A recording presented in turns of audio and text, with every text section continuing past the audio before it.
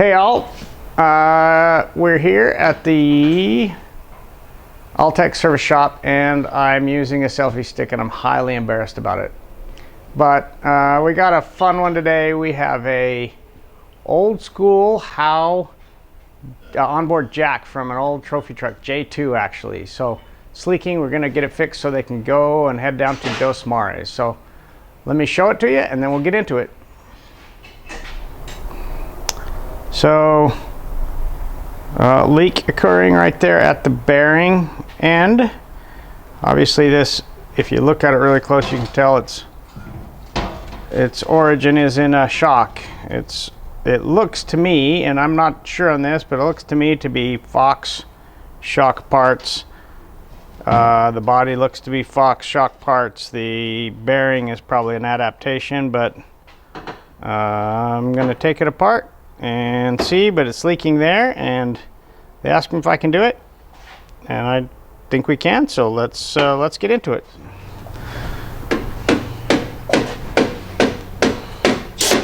So what we're doing right now is just cleaning up the mess before we open it. Once we get it apart, we'll clean it up, but oh, customer here, gotta go. Danny Felix. Good morning. Happy Friday. Happy Friday. How you doing? So we're working on this onboard shock, and we're just getting the major grease and muck and stuff off it, and then we'll figure out how it opens up. And like I said, I think it's either going to be a thread in gland or something. So I just want to get the crap off it so it's easier to work on. We'll put the parts in the parts cleaner and do it up. All right, let's get the vise set up.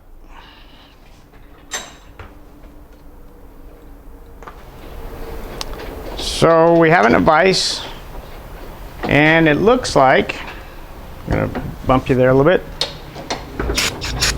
The gland just unscrews, so sorry. It looks like it's been abused a little bit in rebuild, so I'll bet it's tight. First we'll try our 176. How come you guys are always in my way? That's better. You can tell how often I work at my toolbox. So this is our typical spanner wrench sold by Snap-on. It's a A176 is the tool number. It's for setting up differentials. That's where you find it in their catalog. They work pretty well, but you can break them if you pound on them too hard. So that's what I'm gonna do. Yep, I'm gonna have to make something harder to unwind this. Oh, I don't want to pull on this. Think I can pull on this? Mm-hmm. I don't think we'll break these. I wish that was tighter. I want to squeeze it.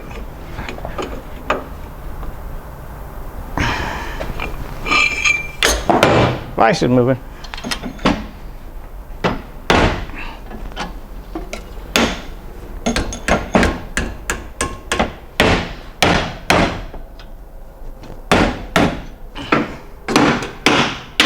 Wait.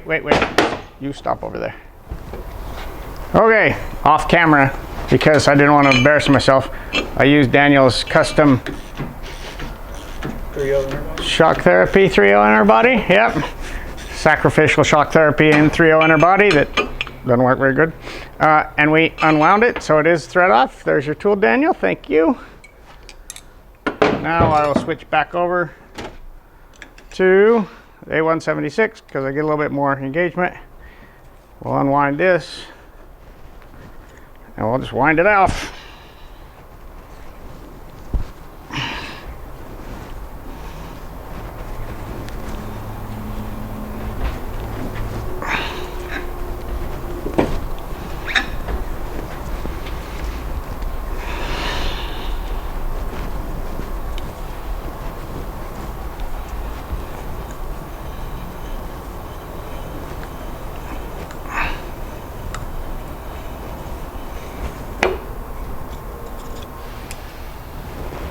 Oh, voila. Bearing. Let me clean up and get it to a point where we can work on it, and we'll see where we are. Okay, so there's the bearing. It's in. It was leaking around the outer body, and that is this. It was. Oh wow. There's the bearing, rod guide, gland, seal end, seal head. It was leaking around the body right there. That's where the oil was coming out. So we're going to pull that O-ring off and have a look at it, and then we're also going to get in here, and this is and we're going to check this seal surface because that's where it seals, and that should be all we need to do because the seals are good. I don't want to remove the seals because they are not leaking, and this thing leaves for Dos Mares in a couple of days, and so we don't want to remove the seal and then not have them. But when they get back from Dos Mares, we'll take these all apart and find the seals. From my understanding, they are no longer supported by Hal because he doesn't have the parts anymore. They are old. So I don't blame them. So that's why they're here. Actually, they're just here because the guys were testing with me on Wednesday, and I just brought it back to the shop for them. I'll fix it and then get it to them, and they can go race.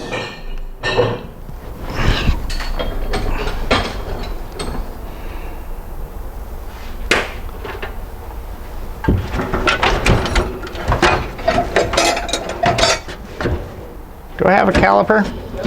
It's on Luis's desk right now. Oh. I was Yeah, no problem. identifying the tool, the insert. You were doing say, huh? I was identifying the insert, the tool, the turning insert. Ah, right.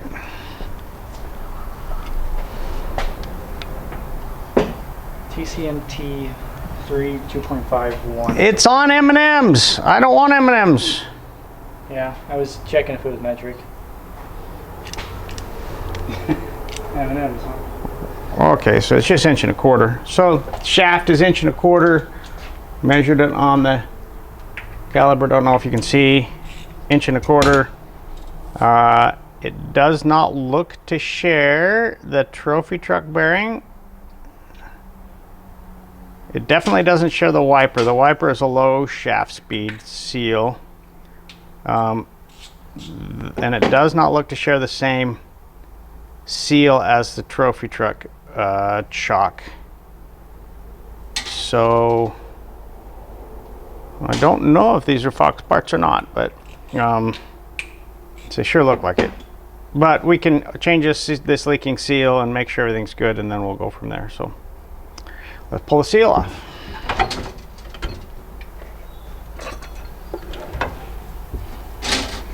When pulling the seal, you don't get your sharp pointy tool on the soft aluminum and gouge away, and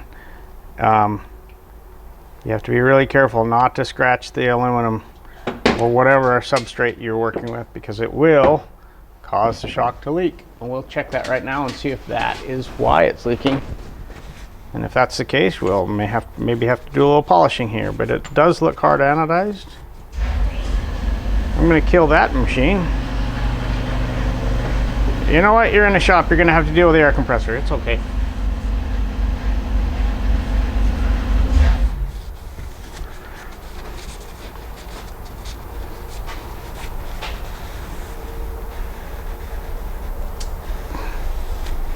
Seal surface looks good. Let's identify the O-ring.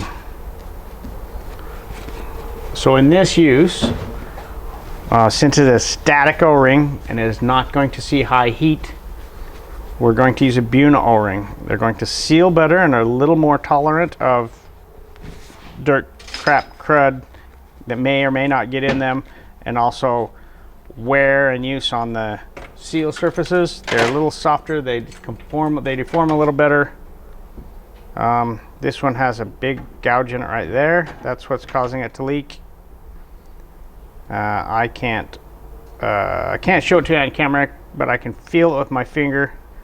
You can see it if you hold it in the right light just right. And since I'm 55, at the right arm's length, and my arms are getting too short, but Let me show you how we identify O-rings.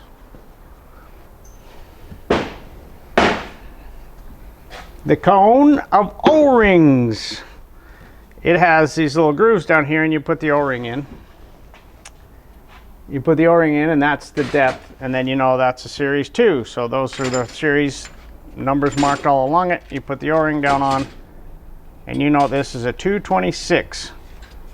226 is the same O-ring that the bearing on a Fox 2.5, King 2.5 use. So we'll get us one of those, put it in.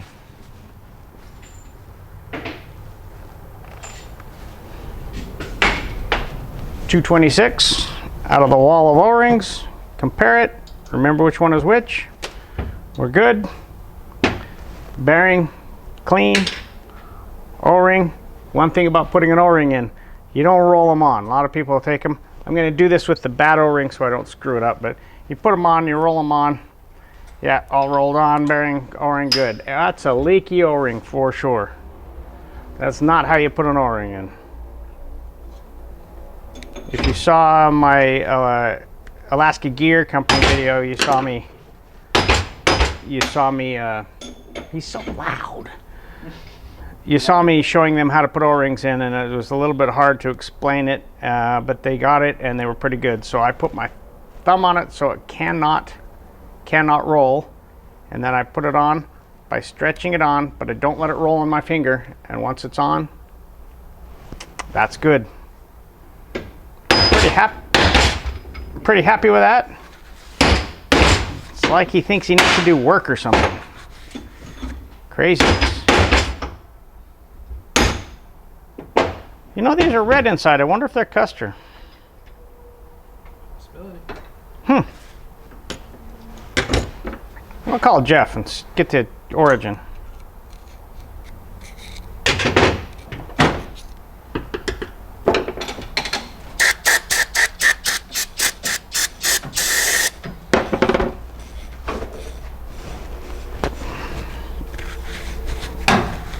So we found the O-ring that was leaking. We found an anomaly in the O-ring that caused it to leak. Felt pretty good about the static and the dynamic seals inside, because they were not leaking under pressure. It was coming out from the outside. So this one's moving on, and we'll put it together now. Let's clean up the shaft a little bit.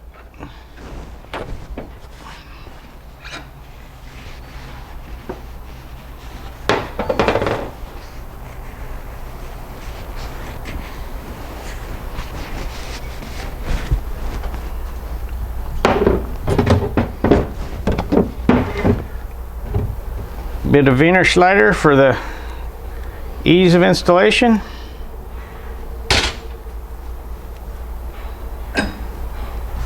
We'll put that also on the O-ring.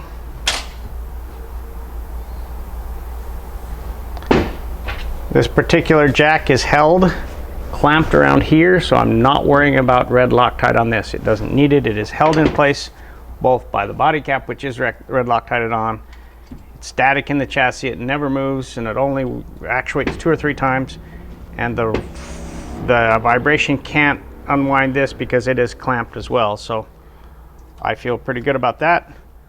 You're a long ways away from the part, so I'm going to move you so you can see a little better. And I'll put this together.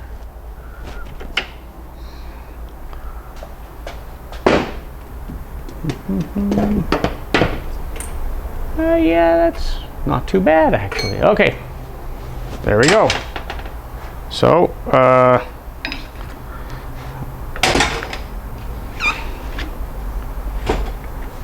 just gotta really carefully, a little bit of rotation helps. Get the flange seals on.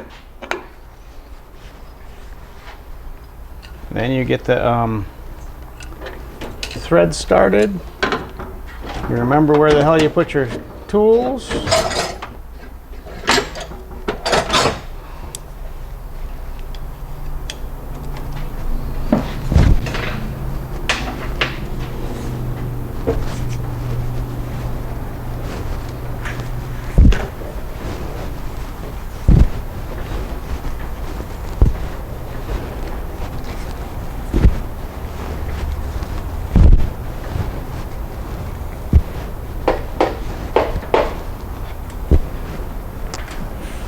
Feel that O-ring squished nice on there. It didn't cut. You can tell with a little bit of feel.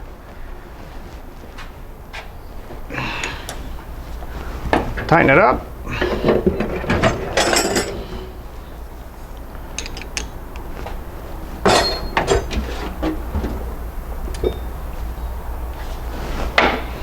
My knock-on-iter.